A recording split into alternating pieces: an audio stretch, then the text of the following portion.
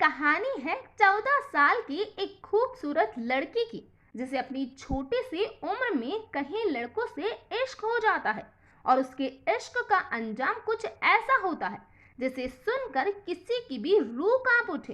कहानी शुरू करने से पहले आप सभी से निवेदन है कि वीडियो को अंत तक जरूर देखें और वीडियो अगर अच्छा लगे तो चैनल को सब्सक्राइब और वीडियो को लाइक जरूर करें।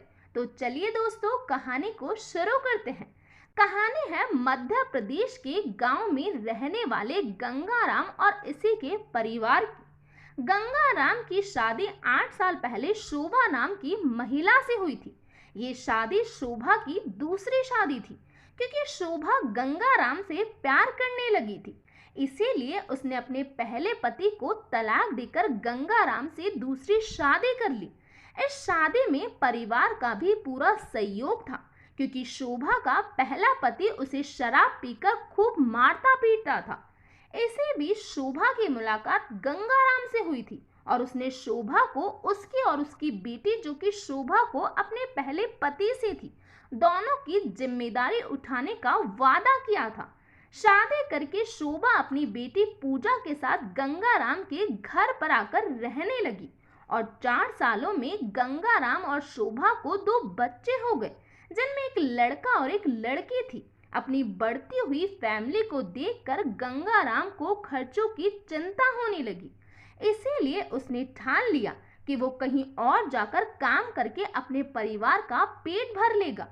इसीलिए गंगाराम शोभा और अपने 2 बच्चों को लेकर गुजरात में आकर किराए के मकान में रहने लगा। लेकिन गंगाराम और शोभा अपनी बड़ी बेटी पूजा को गांव में ही दादा दादी के पास छोड़ आए थे। गंगाराम को गांव से गुजरात आए 6 महीने बीत चुके थे। एक दिन शोभा ने गंगाराम से कहा, क्यों ना हम पूजा को भी अपने पास बुला ले। वो बड़ी है, समझदार भी है, तो हमारे दोनों बच्चों का ध्यान रख लेगी और मैं भी आपके साथ कहीं काम कर लूंगी। गंगाराम को भी शोभा का ये सुझाव ठीक लगा और उसने पूजा को गांव से अपने पास बुला लिया। सब कुछ वैसा ही चल रहा था जैसा कि गंगाराम और शोभा ने सोच रखा था। एक दिन पूजा अपनी माँ शोभा को कहती है, माँ मुझे कुछ किताबें चाहिए। इस पर शोभा पूजा को कहती है, ठीक है, मैं आज काम से जल्दी आ जाऊंगी और तुम्हें किताबें दिला दूंगी। शोभा अपने मालिक को कहती है कि आज मुझे 1 घंटे की छुट्टी चाहिए, क्योंकि मुझे मेरी बेटी पूजा को किताबें दिलानी है। मैं किताबें उसको दिलवा कर वापस से काम पर आ जाऊंगी। शाम होने पर गंगाराम और शोभा एक साथ घर जाते हैं, लेकिन उस वक्त घर पर दोनों बच्चे तो थे, लेकिन कमरे में पूजा कहीं नजर नहीं आती। शोभा पूजा को आवाजें लगाती है, लेकिन पूजा कहीं भी नजर नहीं आती। शोभा बेटी को ढूंढने छत पर जाती है। जैसे ही शोभा छत का दरवाजा खोलती है, उसकी एक चीख निकल जाती है, क्योंकि मंजर ही कुछ ऐसा था। शोभा की चीखें सुनकर गंगाराम भी छत पर आता है, तो उसकी भी चीख निकल पड़ती है, क्योंकि उनकी बेटी पूजा छत पर बेहोश हालत में पड़ी हुई थी। जल्द ही पूजा को अस्पताल लेकर जाया जाता है, लेकिन तब तक पूजा की मौत हो चुकी थी, या यूं कहें कि पूजा को मृत ही अस्पताल लाया जाता है। डॉक्टरों ने गंगाराम और शोभा को पूजा की मौत की खबर दी, जिसके बाद उन्होंने पुलिस को भी इसकी सूचना दे दी। बेटे की मौत की खबर से माता पिता दहाड़े मार मार कर रोने लगे थे। अब तक पुलिस भी अस्पताल पहुंच चुकी थी। पुलिस ने डॉक्टर से पूछताछ की, तो डॉक्टर साफ तौर पर पुलिस को कुछ नहीं बता पाए।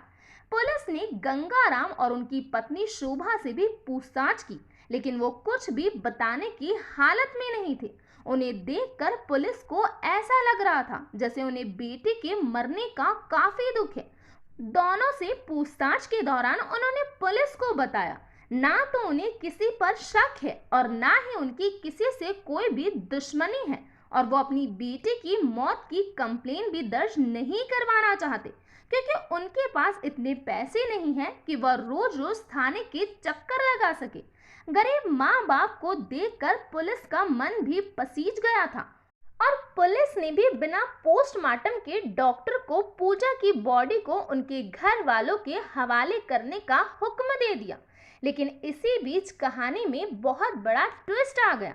दरअसल जब डॉक्टर बॉडी को उनके घर वालों को सौंप रहे थे, तब डॉक्टर ने पूजा के शरीर पर कुछ इस तरह के निशान देखे, जिसे देखकर ऐसा लग रहा था कि पूजा के साथ किसी ने रेप किया है। इतना जानकर पुलिस अब इस मामले को ऐसे ही नहीं छोड़ सकती थी। पुलिस ने गंगाराम के मकान मालिक से पूछताछ की, तो उन्होंने बताया कि गंगाराम के घर पर किसी बाहरी आदमी का आना जाना नहीं था। तो अब जाहिर है पूजा के साथ गलत करने वाला घर का ही कोई आदमी है। अब पुलिस का शक सीधा गंगाराम और शोभा पर था। दोनों को थाने लाया गया। दोनों लगातार इस कदर रो रहे थे जैसे उन्हें अपनी बेटी के ना होने का काफी दुख है, लेकिन ये सब एक दिखावा मात्र था। दोनों से जब सख्ती से पूछताछ की गई तो दोनों ने ही अपना जुर्म स्वीकार कर लिया। दरअसल पूजा के कदम बहक गए थे। वह महज 13 साल की उम्र में ही कहीं लड़कों से फोन पर बातें करती थी। गांव में भी कहीं लोगों ने पूजा के चाल चलन के बारे में उसके दादा दादी को अवगत करवाया था, लेकिन दादा दादी ने उसे बच्चे समझकर कुछ नहीं कहा और इसीलिए पूजा की आदतें बिगड़ती चली गई। और हाल ये रहा कि माँ बाप के पास आकर भी उसने लड़कों से बात करना नहीं छोड़ा। वह अपने पास एक फोन भी रखती थी, जिससे छिप छिप कर वह लड़कों से बातें किया करती थी। और एक दिन शोभा ने अपनी बेटी को फोन पर बात करते हुए पकड़ लिया, जिसके बाद शोभा पूजा पर पूरी नजर रखने लगी। और इसी तरह शोभा ने बेटी पूजा को कोई 10 बार ऐसा करते हुए पकड़ लिया था, लेकिन पकड़े जाने पर पूजा माफी मांग लेती और भविष्य में ऐसा ना करने की कहती, लेकिन फिर से वही सब करने लगती। जब शोभा से ये सब कुछ संभल नहीं रहा था, तो उसने ये बात गंगाराम को बताई, जिसके बाद गंगाराम ने पूजा को खूब डांटा फटकारा। लेकिन पूजा को गंगाराम का इस तरह डांटना बिल्कुल भी पसंद नहीं आया और उसने पलटकर जवाब देना शुरू कर दिया। उसने अपनी माँ शोभा और गंगाराम के रिश्ते पर सवाल उठाना शुरू कर दिए। उसकी माँ को अपने सगे पिता को गंगाराम के लिए छोड़ने का आरोप लगाया। इतना ही नहीं, अब पूजा को शोभा और गंगाराम का कोई डर नहीं था। वह खुलेआम लड़कों से फोन पर बातें किया करती। इतना सब होने के बाद शोभा को अपनी बेटी पर बहुत ही गुस्सा आया। उसने बेटी को मौत की नींद सुलाने की सोच ली और इसीलिए 22 अप्रैल 2023 को गंगाराम के साथ मिलकर उसने पूजा को मारने की साजिश रची। इसके लिए दोनों का प्लान था कि पूजा को नींद की गोलियां देकर गला दबाकर मार दिया जाए। इसीलिए शोभा दिन में अपने काम से छुट्टी लेकर आई थी और पूजा को नींद की गोलियां देकर वापस काम पर चली गई, क्योंकि गला दबाने का काम गंगाराम को करना था। लेकिन गंगाराम की इसी बीच नीयत खराब हो गई और उसने पहले अपनी सौतेली बेटी से रेप किया और उसके बाद उसकी हत्या कर डाली। हालांकि गंगाराम ने पूजा का रेप किया, ये बात शोभा को भी बाद में पता चली। खैर, पुलिस ने दोनों को गिरफ्तार कर लिया। अब उनके दोनों बच्चों को गांव में दादा दादी के पास भेज दिया गया है। तो ये था पूरा मामला। इस घटना के बारे में आपका क्या कहना है, प्लीज कमेंट बॉक्स में बताइए। तो आज के लिए इतना ही। Thank you.